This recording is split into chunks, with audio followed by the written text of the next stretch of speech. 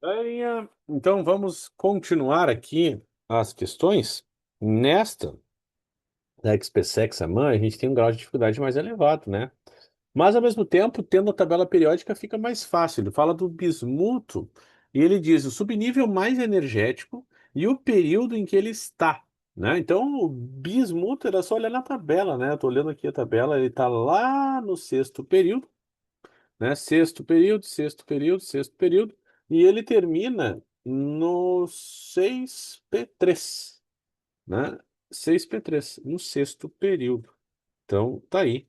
Letra E. Era só procurar na tabela periódica e fazer daquele jeito que eu faço, que é olhar as regiões. E a distribuição fica sempre mais fácil, né? Já na próxima, quais são as corretas? Só que é do nióbio. Então, o nióbio, a gente tem que olhar onde ele está na tabela. E ele diz aqui, não, né? Não, nióbio. Deixa eu ver, níquel, não lembro onde está o nióbio. Aqui, achei. O nióbio, NB, ele está no quinto período, tá? No quinto período. Ele termina no 4D3, 4D3. E agora a gente vê o resto, né? Olha lá. Primeiro, está localizado no grupo 10 e no quarto período. Falso. 2. Apresenta em um de seus isótopos 41 prótons, 52 nêutrons. Vamos ver. Ó, 41 e 90. Então é 41 de prótons e 92 de massa, né? Então essa variação é de 51 nêutrons, né? Deixa eu ver se nós 93, então aqui, tá? Então tá certo aqui, ó. 93 e aqui dá 52, né? 52. Então tá certinho essa segunda aqui, né? 41 prótons, 51 nêutrons. Pode ser classificado como lantanídeo.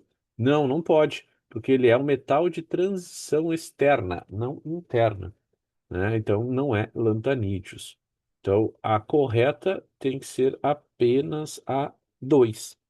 E isso dá a letra B, né? B. Isto. E ali a gente tem uma correção de gabarito, tá? Então marquei lá E, mas é B bola. Só a 2 está correta. Tudo bem? Essa é a questão da URGS, né? Bem interessante. E é com atenção também, né? Mas não era difícil, tá? Na próxima, a gente tem aqui verdadeiras. Vamos ver. Ó, sobre Dalton, com base no modelo atual que descreve o átomo, quais os postulados de Dalton ainda está correto? Vamos lá. A matéria é constituída de átomos indivisíveis. Falso. Não é mais assim. Todos os átomos de um dado elemento químico são idênticos em massa e em todas as outras propriedades. Todos os átomos de um dado elemento químico são idênticos em massa. Não. Por isso que existem os isóbaros, né? Ah, mesma massa, mas o resto muda, e assim por diante. Isótopos também, e assim por diante. Diferentes elementos químicos têm diferentes tipos de átomos. Em particular, seus átomos têm diferentes massas. Aí tu diz, meu Deus, me perdi. De novo. Diferentes elementos químicos têm diferentes tipos de átomos. Em particular, seus átomos têm diferentes massas. Mas, né? Podem ser átomos diferentes com a mesma massa também. Então, aqui temos um cuidado mais técnico, né? Porque está falando da teoria de Dalton. E é uma questão de Enem 2019, né? Então a gente tem que estar ligado aqui. Mas ainda é falsa, não é mais assim, né? Próximo. Os átomos são indestrutíveis e nas suas reações químicas mantêm suas identidades. Não, eles são destrutíveis, né? Na reação nuclear, destrói ele. Não é mais verdade. Os átomos de elementos combinam com átomos de outros elementos em proporções de números inteiros pequenos para formar compostos. Isso sim é verdade. Ele descobriu isso lá na questão da evolução da estequiometria, e ainda assim é verdade, né? E NaCl é um átomo para cada, e assim por diante, em suas proporções em números inteiros. Não tem lá vírgula, né? Então a única que é correta é a de número 5, letra E. Mais uma questão bem chatinha de fazer, né? Porque a pessoa se confunde um pouco na teoria de Dalton. Já na próxima, a gente tem aqui uma questão que traz a distribuição eletrônica, ele quer saber quais são as corretas do ferro mais 2 e do ferro mais 3. Lembrando que o ferro mais 2 ele perde o 4s2 e o ferro mais 3 perde o 4s2 e perde um elétron do 3d6. E ele vai parar em 3d5. Então, o primeiro no ferro mais 2 para no 3d6, não tem o 4s2. Para no 3d6, não tem o 4s2. Aqui também, aqui está errado e aqui está errado. Então, só pode ser B ou C. Lá no ferro, ele não tem que ter o 4s2, então a resposta é letra C para em 3D5, tá? Uma questão ótima, mas um grau de dificuldade bem tranquilo. É só treinar um pouquinho aí, tá? Já na próxima, a gente tem afirmações quais são as verdadeiras. Então ela é bem estranha, tá? Porque, assim, como é que eu vou saber algumas coisas? Vamos às explicações. Isótopos têm propriedades físicas iguais. Na verdade, isótono tem nêutrons iguais, mas o resto tudo é diferente, então é falso. Isóbaros têm propriedades químicas iguais. Se ele é o isóbaro, ele tem massa igual, mas o átomo é diferente, então as propriedades químicas são diferentes. Isótopos têm propriedades químicas iguais. Aí sim, porque é o mesmo elemento. Isóbaros de elementos diferentes têm necessariamente o mesmo um número diferente de nêutrons. Ó, repetindo, isóbaro. Então quer dizer, mesma massa, mas o elemento é diferente. Então os prótons são diferentes, mas a massa é igual. Então o nêutron, em sua subtração, ele vai ser diferente. Tá certo. Ela é verdadeira. Então, letra D, né? Então, sei lá, se eu quisesse dois exemplos para tentar ajudar vocês, ele teria aqui 40 e aqui 40, mas o átomo é diferente, então aqui tem que ser 19. Então, essa diferença dá 20 e essa diferença dá 21. Os nêutrons são diferentes, tá? Então, bem legal essa questão. Bem fácil de errar também, né? Bem fácil de errar. Na próxima, a gente tem aqui urânio, né? E ele diz que tem vários tipos de isótopos do urânio e é correto que se afirmar, né? É correto afirmar que os isótopos do átomo possuem o mesmo número de nêutrons. Não, porque se a massa é diferente, a subtração é diferente. O mesmo número, o mesmo número atômico e diferentes números de massa, sendo, portanto, átomos de elementos diferentes. Não, iguais, né, pessoal? Tudo é U, é urânio.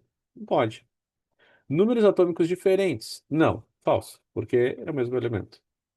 O mesmo número atômico e diferentes números de elétrons, sendo, portanto, o mesmo elemento. Não, elétrons têm que ser iguais, né, aos prótons. Então está errado aqui, não é diferente. E aí, mesmo número atômico e diferentes números de massa, sendo, portanto, átomos de um mesmo elemento. Sim, urânio. Muito bem. Letra E. Uma questão bem, bem boa também aí, tá? De resolver. Já na próxima da FUVEST, a gente tem aqui o decaimento radioativo, né, do problema que aconteceu em Goiânia em 1987, e ele te pergunta quantos por cento existirá da massa radioativa depois de 120 anos, lembrando que o tempo de meia-vida, ele deve ter dito em algum lugar, deixa eu ver, eu sei que é 30 anos, né, mas vamos ver aqui. Em algum momento ele vai ter que dizer isso. Aqui, ó, marca o 30º aniversário, aqui, ó, em 2017. Então, eu tinha feito 30 anos. Abandono, tá. Ele explica o que aconteceu. O tempo necessário para que caia metade. Então, aqui, ó, o tempo necessário para que a metade da quantidade de sedimento transforme-se em elemento não radioativo está aqui, ó, 30 anos. Então, quantos por cento restará? Então, vamos lá. Então, em 2000 e 120 anos, né? 120 anos após. 120 anos, galera, são quatro meias vidas. Porque se cada meia vida é 30, né? Então, é 1/2, isso dá 50%. Aí tu divide por 2, dá 25%. A segunda meia-vida, tu divide por 2. A terceira meia-vida, 12,5%. E tu divide por 2 a quarta meia-vida, 6,25%, aproximadamente 6,3. Letra B, né? Então, é uma questão bem legal e dava para observar bem certinho aí o que nós tínhamos que fazer nessa questão, tá? Então, tá aí. Já na próxima, sobre urânio, né, e sobre bombas atômicas, nesse caso, ele quer saber qual é a bomba do urânio. E o urânio, lembrem, ela é um átomo grande, então ela é uma bomba de quebra. Então ela é de fissão, não de fusão. Então D e E estão errados. E aí o que acontece, né? Ocorre a liberação de nêutrons que bombardearão outros núcleos. E essa é a resposta, letra C. Nas demais, letra A. Ocorre liberação de grande quantidade de calor, que dá continuidade à reação. Não, o que continua a reação são os nêutrons. B. A fissão ocorre por liberação de energia que vai desintegrando o isótopo, enriquecendo ainda mais. Não, quem faz a reação ser contínua são os nêutrons que são liberados constantemente. E é isso que move esse tipo de reação nuclear, tá? Então, era aqui que a gente tinha que ter atenção para não cometer nenhum deslize, né? E acho que é uma questão bem bacana também aí, tá? Vamos lá. Vamos aqui continuar.